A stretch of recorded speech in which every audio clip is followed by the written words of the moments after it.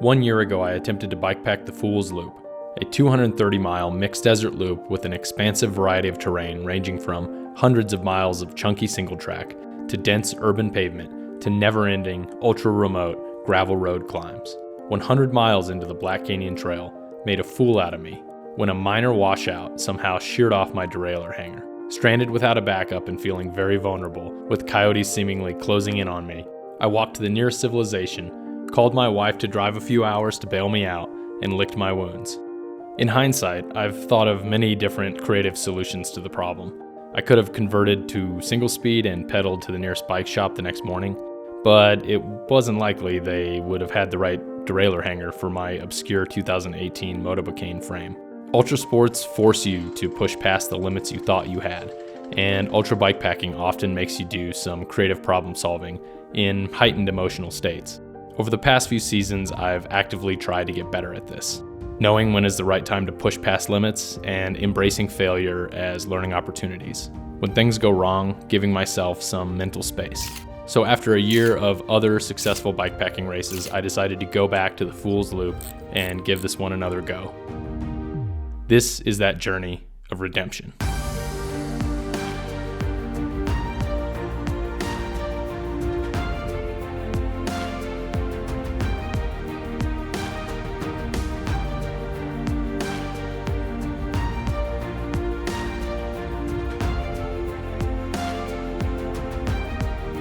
Well, that didn't take long. I'm 3 seconds out and I'm in the death mud already. I really thought I'd be okay.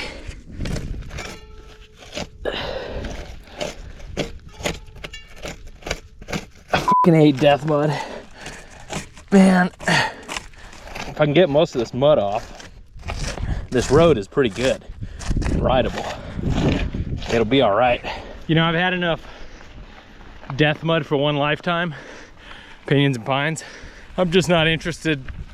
I don't think there's anybody interested in death mud. There's no death mud enthusiasts out there. If you are, hit up those comments, you death mud enthusiasts. I never do anything for a sole purpose. Not only did I want another crack at this route, I also needed to test out a new Garmin Edge 1040 Solar and my new specialized Epic Evo mountain bike. I want to be comfortable and prepared for the 2024 bikepacking racing season, and what better way to do it than a route that has a bit of all types of terrain. Since I'm headed down from Flagstaff, I modified the route a bit to start and end on the north end of the Black Canyon Trail. This means I have most of the elevation loss in the first half of the trip and gain on the second half. Even though the Black Canyon Trail closely parallels Interstate 17, it feels very remote and is a great place to test new gear. Speaking of new gear, not too far into the first day, I opted to pull off my seat bag and relocate its contents. I couldn't get the Revelet Shrew seat bag to stay stable, and it would hit my thighs on every pedal stroke. This wasn't going to work for me for the next 200 miles. Oh well, less is more. Last time I was at this gate, I was with Seth and Matt, Annabelle, on Pinions and Pines. We had all linked up and we were all riding together in the dark here. There was a giant black widow down in that hole right there. Probably still in there. Where's she at? Whee!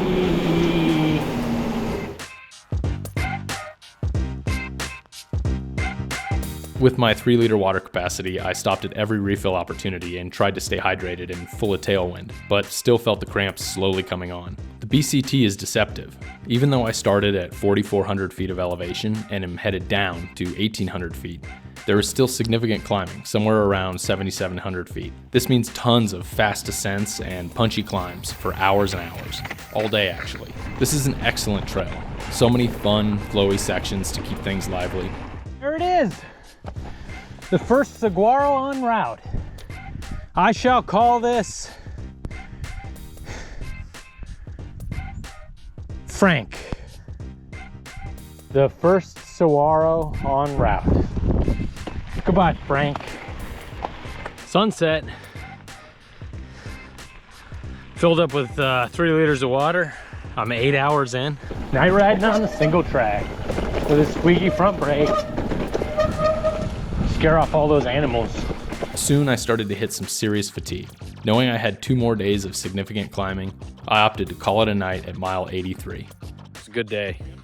Lots of single track riding. I don't have to kill myself on this trip. I keep having to remember that.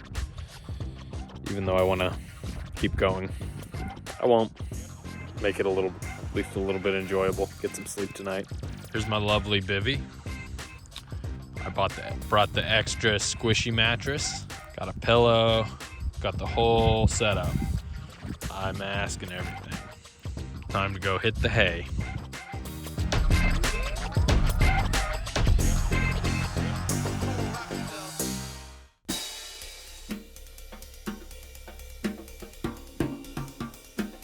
I didn't sleep well, and most say they never sleep well on the first night out.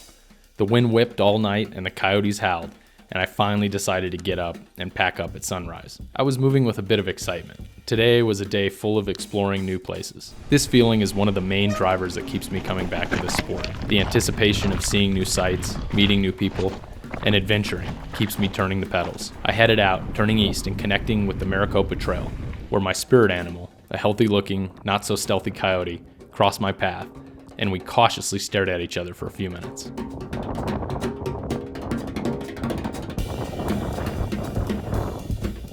I didn't make it to my planned Domino's Pizza resupply the night before, so calling an audible was necessary. Good. This is good bike pack racing training. Becoming more flexible when things don't go to plan, since they rarely do. Taking a 4-mile detour, I hit one of my favorite bikepacking resupply stops, Filiberto's. In my opinion, this is a dirtbag bikepacker's oasis in the desert. They're everywhere, usually open 24 hours, let you bring your bike inside, have plenty of open seating and power plugs, have a variety of burritos which pack and store well, offer free refills, and you can get tons of food for a fair price. What more could a traveling bikepacker ask for in this world? Now armed with a bean and cheese burrito safely packed away for dinner and cinnamon churros for dessert, I continued on through a strange mix of high-end suburban neighborhoods and Western-style ranches. This is the part of town where every other house has a special garage just for its RV. Oh my God. Unbelievable. Shortly after hitting the Desert Hills trailhead, I started an 8-mile long section of very fun, extremely flowy, wide single-track mixed-use trail. Once again, for a moment, I felt like I was on an island of remoteness in the middle of this metropolis called Phoenix. This didn't last long, and once again I was traversing tarmac, then heavily used urban trails in the Reach 11 recreation area. Then it happened. I crossed through an invisible portal into the most affluent parts of Scottsdale. Should I go for a test drive? See if they'll let me put my bike in the back? In the front, maybe? Isn't the trunk in the front on those things? Those mid-engine Porsches? That'd be pretty good. I should go ask. See how quick I'll get kicked out. I'm surprised I didn't get stopped by the security guard on the way through the Fairmont Princess Hotel parking lot, where I was dodging McLarens and the world's most expensive golf balls as I paralleled the TPC Scottsdale Championship golf course. I rounded the corner and started heading north. This marked the beginning of the long climbs ahead. The houses were impressive, to say the least, and the mansions on the hillside were even more stunning, nestled at the base of Pinnacle Peak. Resupply time. My Garmin reminded me this was the last chance for services for 90 miles. Soon I hit Brown's Ranch with its amazing riding, easy graded climbing, and cool rock formations.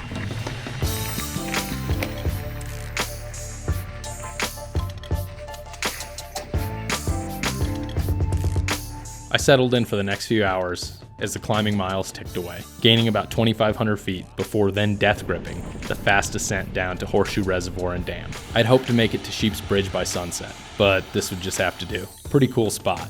This is it. This is the adventure that scratches that itch.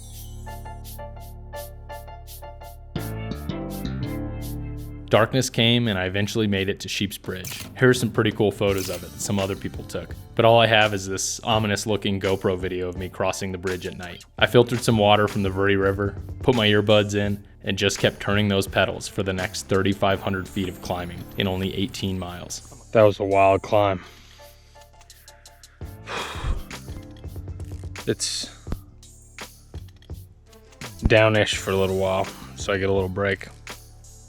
Around midnight, I felt a squishy rear tire and realized I had popped a flat. I plugged it, but couldn't get it to seal back up with my mini pump. I pulled the tire off and discovered there was almost no sealant. So I popped in a Tubolito and found the next flat spot on this very mountainous and winding road called the Bloody Basin. No more climbing for me on this day.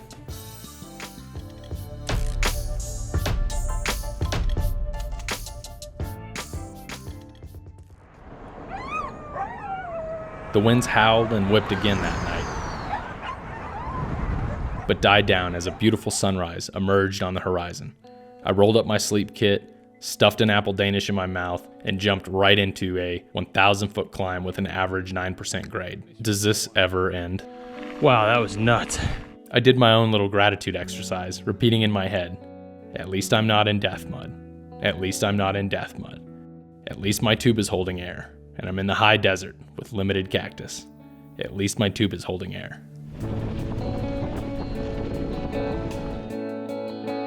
I rode gingerly to the highest point on the route and finally made it to a miles-long descent into the Agua Fria National Monument. This was my signal I was close to the town of Cordes Lakes, where I'd have a double-decker Big Mac attack with a side of chicken McNuggets and a milkshake.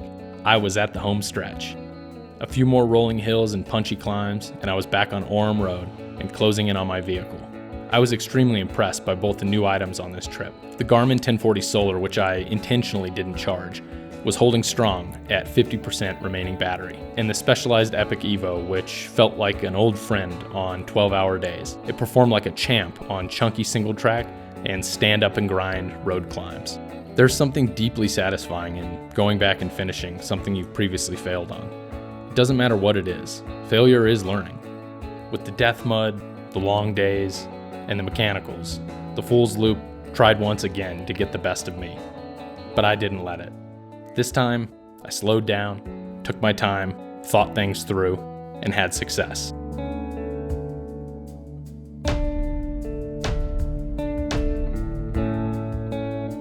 Until next time, old friend.